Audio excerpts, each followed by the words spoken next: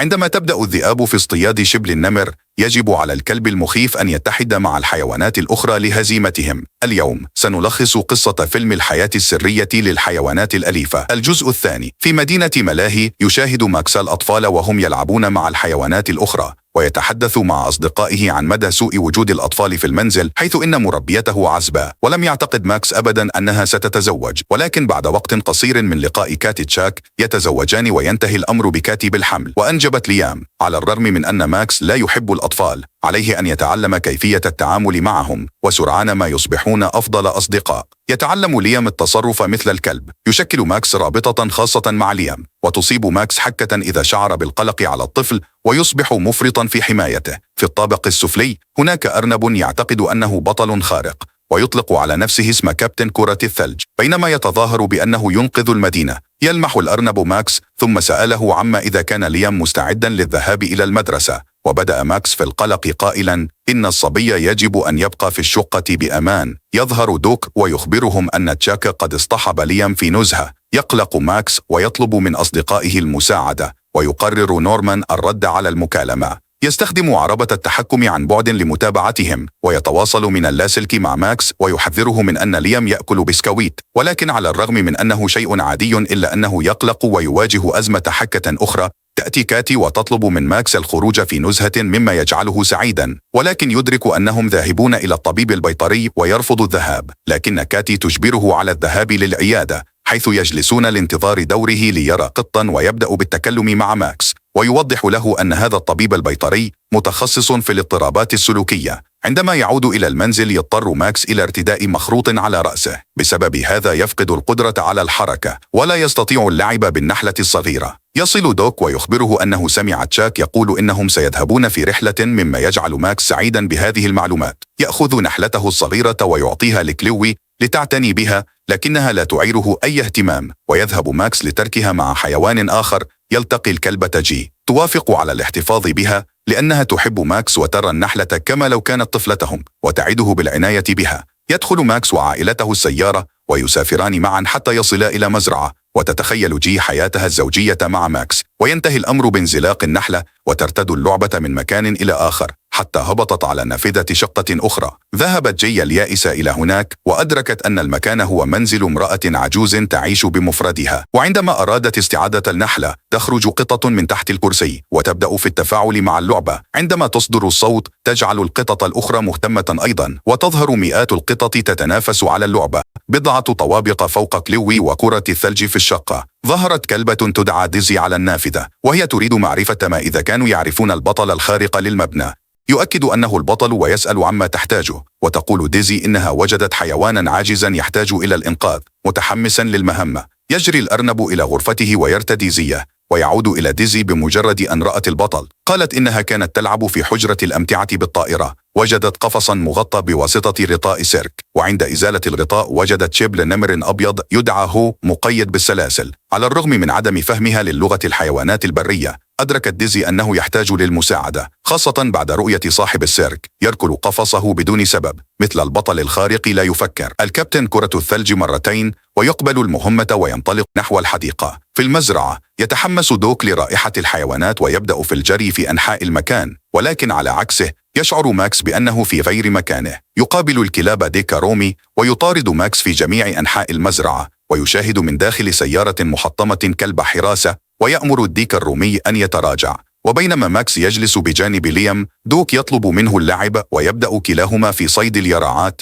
كونه كلب المدينة. ولم يكن ماكس معتادا على تذوق الحشرات. يقرر الذهاب لشرب الماء. عندما يقترب من الوعاء يطرده كلب الحراسة قائلا إن هذا الوعاء يخصه، ويسألهم عن سبب وجود ليام في القفص. ويجيب ماكس أنه يمكن أن يتأذى، لكن الكلب لا يتفق معه، ويقول إنه يجب عليهم السماح لليام بالخروج واللعب. في الحديقة كرة الثلج وديزي يدخلون السيرك ويبحثون عن النمر. يجدون صاحب السيرك يحاول إجبار النمر أن يقفز من اللوح إلى بركة الماء، لأن النمر يخاف من المرتفعات. يهدده صاحب السيرك بالصوت، ثم يدفعه إلى الماء، ويقوم موظفوه بشل حركة المسكين وإعادته إلى قفصه. ويبدأ الرجل في تهديده ويقول إنه إذا لم يتعلم القفز سيتم تحويله إلى سجادة. ويأمر صاحب السيرك ذئابه بغضب بمراقبة النمر، ويضع مفتاح القفص على العمود المجاور لهم. بمجرد أن يبتعد الإنسان تقترب ديزي لتعزيته، وأمرها الذئاب بالبقاء بعيدا، لكنها ترفض. تحاول الذئاب مهاجمتها،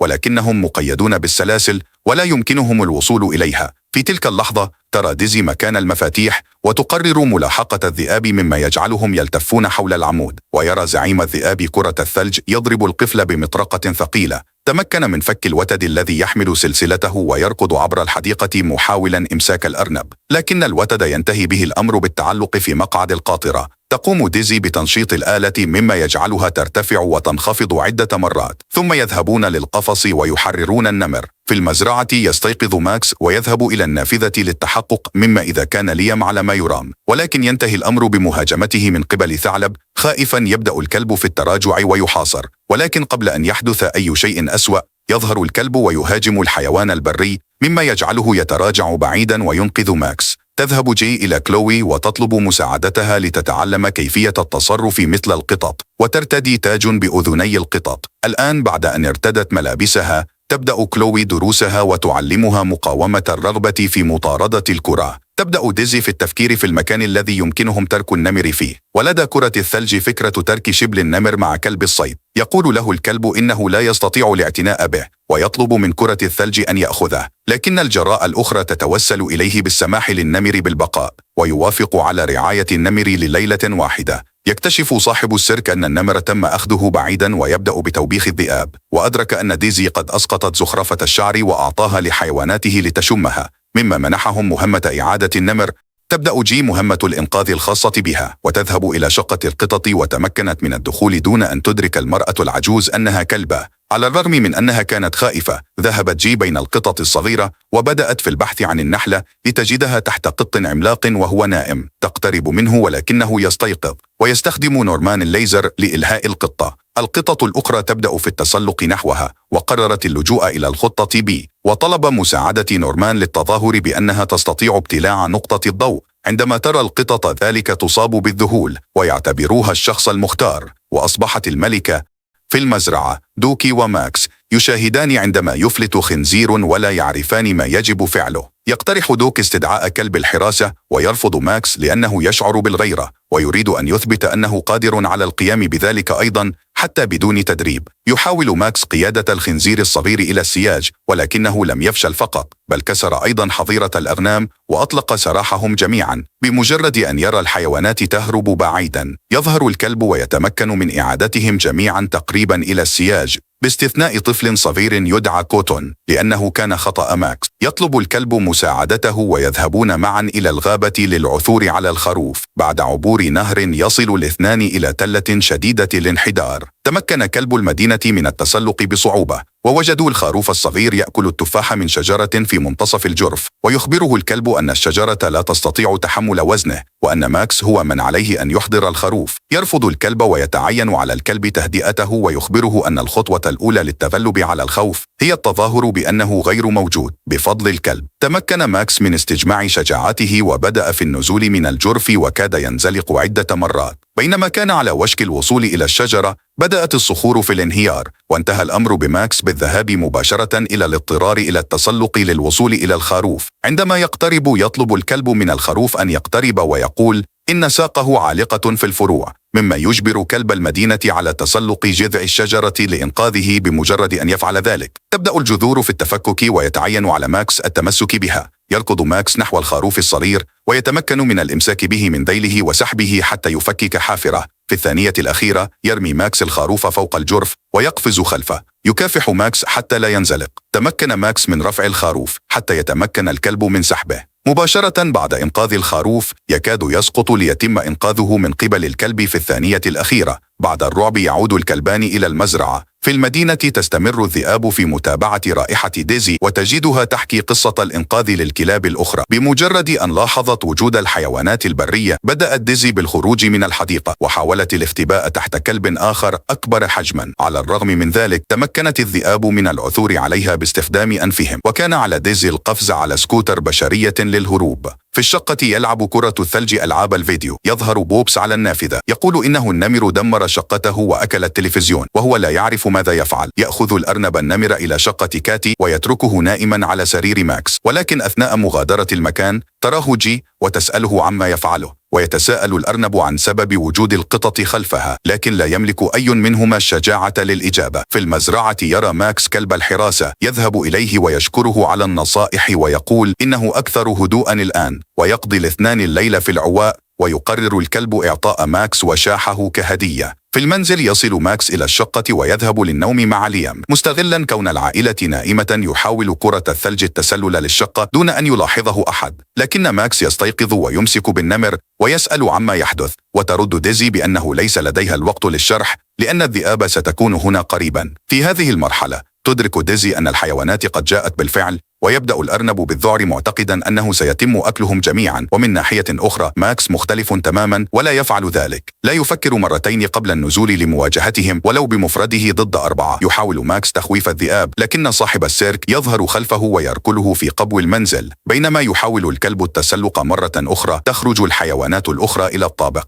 يحاول كرة الثلج التغلب على قرد ولكن يتم هزيمته بسهولة. بعد ذلك تصل الذئاب أيضا ويضرب صاحب السيرك النمر بسهم مهدئ. ديزي تحاول عض ساق الرجل ولكنها صغيرة جدا ولا يمكنها فعل أي شيء سوى أن يتم القبض عليها مع النمر. عندما يتمكن ماكس أخيرا من الخروج من القبو ويعيد صاحب السيرك النمر إلى قفصه، يذهب إلى السيرك لإنقاذ أصدقائهم. ماكس وكابتن كرة الثلج يستخدمان عربة نورمان لمطاردة البشر. أثناء قيادتهم الأرنب يطلب تعزيزات. تجمع جي جيشها والكل تنكر على شكل قطط، وجعلوا السيدة العجوز تعتقد أن الطعام قد نفد، وقاموا بتحريك عجلة القيادة دون أن تنتبه، وهو لا يدرك أن جيشا من القطط قادم يخرج النمر من قفصه ويضعه في القطار ويهدده بمسدس الصعق. بمجرد مغادرة القطار يصل الآخرون مع العربة ويقودون على طول المسار خلفهم، ولكن التضاريس الوعرة تنتهي بكسرها وعليهم الاستمرار سيرا على الأقدام لأن القطار لا يزال يتسارع. تمكن ماكس من القفز والتقاط كرة الثلج بفمه تاركا نورمان خلفه. عبر الراديو يخبرهم نورمان أنهم في القطار ويقوم بتمرير التعليمات إلى القطط. كرة الثلج يمشي فوق القاطرة ويسقط في عربة حيث يجد ديزي محاصرة داخل مدفع. على القطار يحاول ماكس المساعدة ولكن تظهر الذئاب خلفه مما يجبره على الهروب. يقترب كرة الثلج لمساعدة ديزي ولكن يتفاجأ بالقرد الذي يرمي السكاكين في اتجاهه، ويتمكن الأرنب من تفاديهم جميعا ويرمي السكين الأخيرة على القرد ويصيب وشاحه الذي يعلق في قطعة من الخشب. يركض نحوه ويركل الخشب ليسقط ويشكل حلبة على الأرض. يبدأ الاثنان في مواجهة بعضهما البعض. مباشرة يضرب الأرنب مجموعة من الركلات على وجه القرد بالإضافة إلى اللكمات مباشرة في بطنه. يقترب الكابتن كرة الثلج للقضاء عليه ويفاجئه بضربة عصا. يقوم ماكس بالركض فوق العربات وتمكن من إسقاط إحدى الذئاب بالإضافة إلى جعل الاثنين الآخرين ينزلقان من القاطرة بمساعدة بعض الأنابيب داخل العربة. يقوم القرد بإشعال النار في بعض المشاعل وينتهز الفرصة لإشعال فتيل المدفع مما يجبر كرة الثلج على إيقاف هجومه لإنقاذ ديزي دون أن يدرك أن ديزي تمكنت من الخروج من المدفع. يحاول كرة الثلج إطفاء الفتيل وعندما يظهر القرد يبدأون مسابقة صفع. تنتهي الأرنب بوضع إصبعه في عين القرد مستغلا الفرصة. تدير ديزي المدفع وتلقي بالقرد في المدفع مما يؤدي إلى قذفه نحو السماء. يصل ماكس إلى صاحب السيرك يصطدم بسقوط القرد. خرج ماكس من القطار. ينهض ماكس ويبدأ بالركض عبر الغابة ليقطع مسارا وينتهي به الأمر أعلى النفق حيث سيمر القطار. بعد بضع ثوان من انتظار اقتراب القاطرة يقفز ماكس إلى داخله ويعض الرجل بينما يعاني الإنسان من الألم. يقفز كرة الثلج على وجهه ويتمكن الحيوانان من إسقاطه أرضا معتقدين أنهما فازا. تبدأ الحيوانات في أخذ النمر بعيدا لكن الرجل ينهض ويسحب سلسلة النمر ويشهر مسدسه للقضاء عليهم. في تلك اللحظة تصل الجدة مع القطط وتندفع نحو الشرير وتدهسه. الآن بعد أن أصبح الجميع بخير الجدة تأخذ الحيوانات إلى المنزل وتتبنى النمر معتقدة أنه مجرد قطة صغيرة، ويعود الجميع إلى روتينهم ويبدأ ليام المدرسة. ولكن على عكس ما كان عليه الحال من قبل لم يعد ماكس خائفا ويريد الصبي أن يرى العالم. فما رأيك في هذا الفيلم؟ اكتبوا في التعليقات أدناه. وإذا أعجبك الفيديو لايك واشترك للحصول على المزيد من ملخصات الأفلام. نراكم في المرة القادمة.